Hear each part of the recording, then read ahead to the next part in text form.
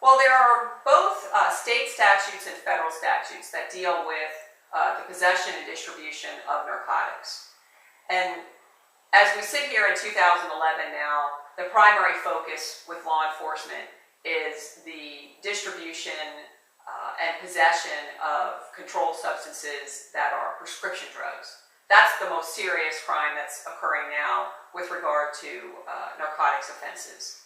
But it could be any type of drug: cocaine, crack cocaine, heroin, ecstasy, those types of drugs, marijuana, for instance. And depending on the quantity of the drug possessed, whether or not it was a simple possession or a possession with the intent to distribute, or a sale and delivery of that controlled substance, will determine the possible penalty. Both Florida and the federal statutes define minimum mandatory penalties for certain quantities of drugs that are distributed. So the penalties can be very severe, and if you mix weapons with drugs, the ante goes up even higher.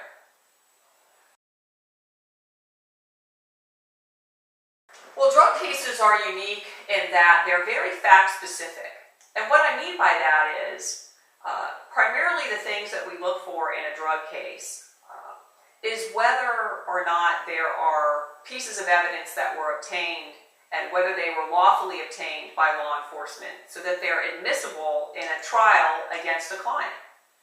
So what we look for is whether or not there's been some search and seizure problems with the evidence, and whether or not we can move the court in a motion to suppress, for example, to suppress the evidence.